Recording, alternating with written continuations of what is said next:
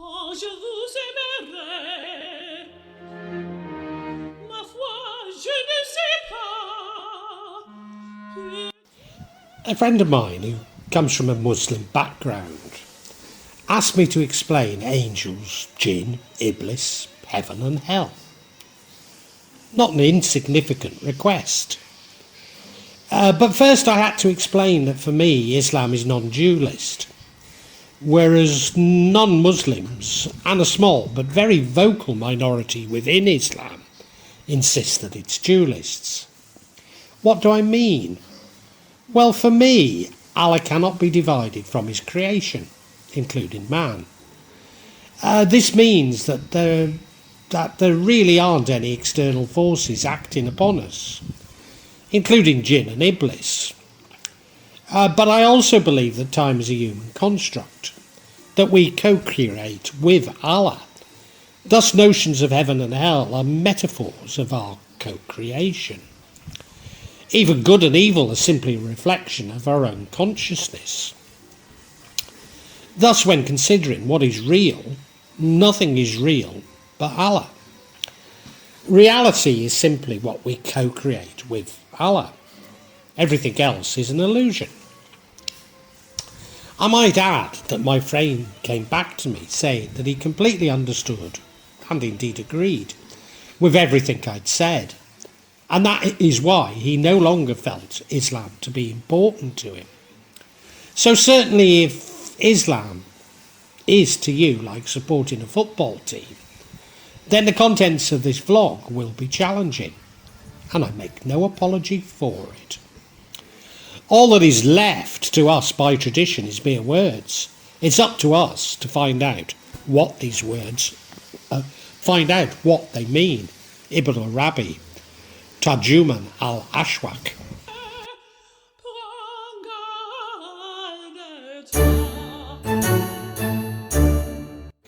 Ibn Arabi takes us on a journey to explore the mysterious relationship between existence, non-existence, God and creation. In his fascinating theory of reality, the unity of being, or Wadat al-Wajud. For Ibn Arabi, Luft, grace, and Latafa, subtlety. He is the essence and thus immanent within everything. Nothing but reality is. There is no separate being, no arriving and no being far away. This is seen in true vision. When I have experienced it, I saw nothing but him. When my beloved appears with the eye, I do see him. With his eye, not with mine, for no one sees him except himself. Ibn Arabi, Tajarum al-Ashwaq.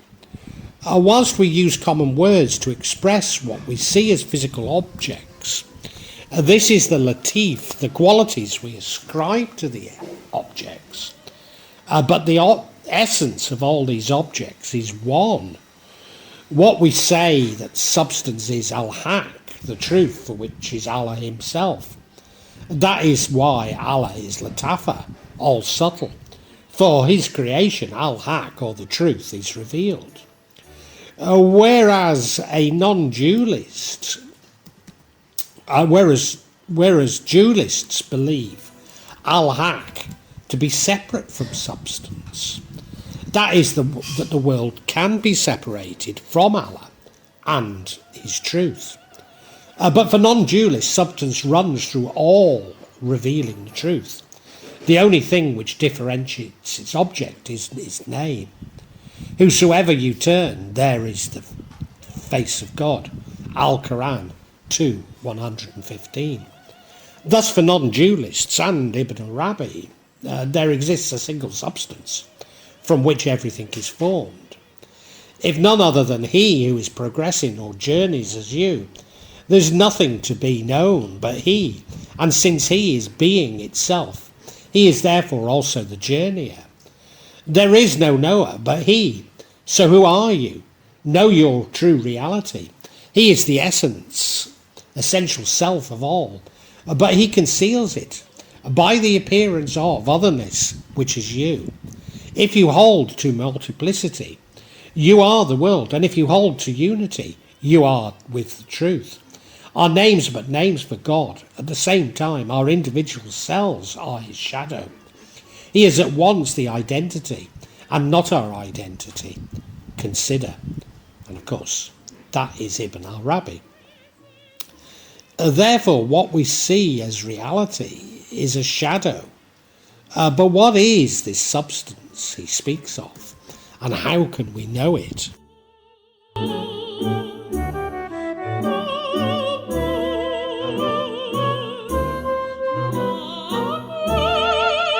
The divine essence is considered the ultimate reality.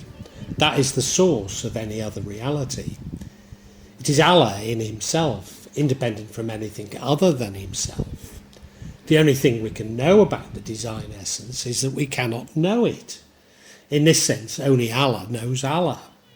We may never truly appreciate Al-Haq, as our learning is limited by our faculties. It is the very weight of the grain of mustard seed, even though it is in the heart of rock and high above in the heaven or deep down in the earth. Allah will bring it to light. Surely Allah is knower of subtleties, aware. Al-Quran 31:16.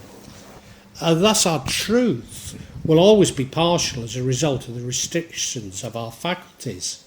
But Allah is all-knowing, Habir.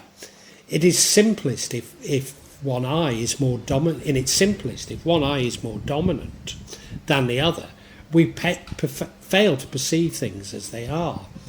But Ibn Arabi means much more than this.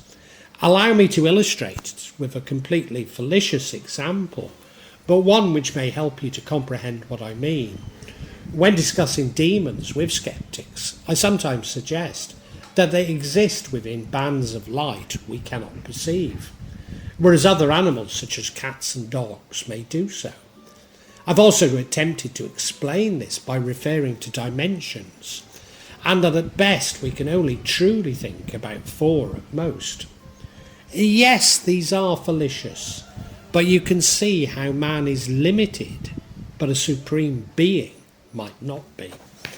Al-Haq permeates all entities within the universe, but also our very consciousness, and all conscious beings. Al-Haq knows through cognitive faculties of all conscious beings. This is how Allah judges us and our motives, and not our actions. Allah tests what is within you and purifies what is in your hearts, and Allah knows what is hidden in the heart. Al-Quran 3:154. Thus everything we contemplate or hear is Al-Haq. It is our innermost consciousness.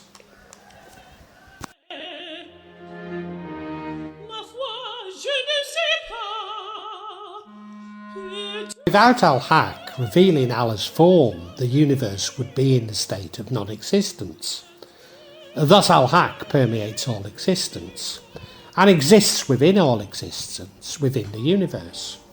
Furthermore, without Al-Haq, nothing in the universe could exist. In one sense, the reality is creatures, in another sense, it is not. Whether you assert that it is undivided or divided, the self is alone. The manifold universe exists, and yet it does not exist. And that was Ibn Arabi. But Al-Haq cannot manifest itself on the divine names without the universe. Without considering the cosmos, there is no distinction whatsoever between the divine essence and the divine names. The attributes cannot be known because they are unidentified within the divine essence. Ibn Arabi illustrates this with reference to colour, that Allah's essence is pure white light, but the objects within his universe are split into colours. Only in total can they be seen as this pure white light. So the same is true for the divine names. The infinite divine names are one with the divine essence. They are ontologically one and the same.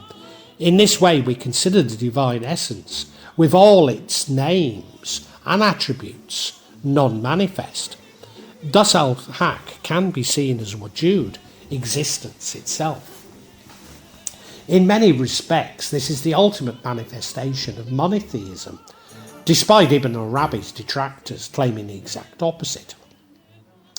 This mutual dependency being the obverse of, because this mutual dependency is the obverse of what is commonly assumed, especially by dualists. The objects of Allah's knowledge of himself are infinite potential relations that Wujud can assume with non-existence in order to manifest the attributes inherent within the divine essence. Creation happens when Wujud actualizes the potentiality of its non-existence. I was a hidden treasure. I loved to be known, hence I created the world, so that I would be known. Hadith Qudsi. At its heart of this, and this is at the heart of my concept of co-creation, that we cannot create with Allah, but that Allah uses us to create. This is because there are no parts in Allah, and thus he must permeate his universe to create. Thus Allah, al-Haq, and creation, al-Khalq, are mutually dependent. Allah and creation, in Arabi's mystical view, have their own reciprocal role. One depends on the other, and vice versa. Nevertheless, both are different in their quality. One is absolute and the other is relative. Ibn Arabi explains this by referring to water, which he sees as symbolising the essence of life. And know the secret of life permeates water, which itself is the origin of the elements and the four supports. Thus did God make of water every living thing. Everything is living, and everything has its origin in water. Since water is the root of every living thing whose life is accidental, God gives to drink, and the one who goes straight to the water of life. Ibn Arabi, Water and Dreams, an essay in the imagination of matter. Ma foi, je ne sais pas. Peut-être Nevertheless, in a spiritual sense, Al-Haq does have parts, and these are the divine names. Thus everything has two aspects: that which is intrinsic to itself, and two, Al-Haq within the entity. Since the affair concerning its manifestation in his image, and in order for you to acquire knowledge, God the Most High turned our attention concerning our knowledge of him to contemplating the created, and has said that he will show us his signs within it. He has shown himself to us through us. We describe him by no quality without ourselves being that quality. Ibn Arabi, Fusus al-Hikam. Al-Haq permeates everything within the universe, and through this Allah manifests himself. This is what I call co-creation, or tajalli, a pure activity. Implied in this belief in co-creation is that which is an ongoing activity. And why wouldn't it be if time is simply a human construct? The concept of endings and beginnings are therefore also construct. Indeed, Ibn Arabi believes that creation is a continuous process of divine manifestation that occurs every moment. Every moment Allah recreates the cosmos. The infinite potentials of manifestation inherent in this reality of Wujud necessitate that there is no repeating self-manifestation. If this is true, where does that leave the concept of heaven and hell? If they have any validity, is it not here on earth, dunia? We might ask if the universe identical to Allah, but for Ibn Arabi the response is yes and no. That the universe is he and not he. Huwa lahi huwa. Resolving this is for Ibn Arabi. Resolving why this should be is for Ibn Arabi the most fundamental question. implied in this is a combination of opposites, and only through these opposites can al-Haq be revealed. This is the combination of al-Zahir, the outward, and al-Batin, the inward, and all other opposites. According to Ibn Arabi, the ultimate goal of mysticism is not unity with Allah, for that would mean there is something separate and different from Allah, and that would mean duality. According to Ibn Arabi, the goal of mysticism is to realise that there was never a you to begin with that is separate from Wujud. But whilst we cannot know Allah, he begins to be revealed by knowing ourselves. Nothing but reality is. There is no separate being, no arriving and no being far away. This is seen in true vision. When I experienced it, I saw nothing but him. When my beloved appears, with what eye do I see him? With his eye, not with mine, for no one sees him except himself. Ibn Arabi, Landau. There are only lovers of Allah in the world, only some who know what they are. What they love is Allah, and others who do not. So in the case of knowledge, there are only knowers of Allah, for Allah is what manifests in our cosmos and in ourselves. Thus, even more pertinently, we cannot love Allah without first loving ourselves and his entire creation. We long for Allah's love, and Allah longs for our love. After all, we are both a part of that creation and the creation of it. If men knew themselves, they would know God, and if they knew God, they would be satisfied with him and would think of him alone. Ibn Arabi, Landau. A fitting summary from Ibn Arabi is therefore, O dear one, listen, I am the reality of the world, the centre of the circle. I am the parts of the whole. I am the will holding heaven and earth in place. I have given you sight only so that you may see. O dear one, I call upon you. O dear one, I call again and again, but you do not hear me. I appear again and again, but you do not see me. I fill myself with fragrance again and again, but you do not smell me. I became savoury food, yet you do not taste me. Why can't you reach me or touch or breathe me in through your sweet perfumes? Love me. Love yourself in me. No one is deeper than you, within you than I. Others may love you for your own sake, but I love you for yourself. Dear one, the bargain is not fair.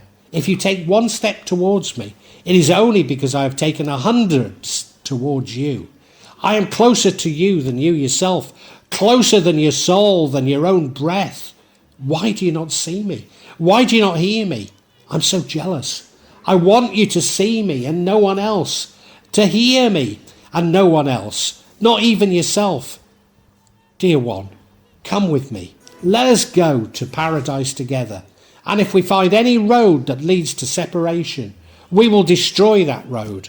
Let us go hand in hand in the presence of love. Let it be our witness. Let it forever seal the wondrous union of ours.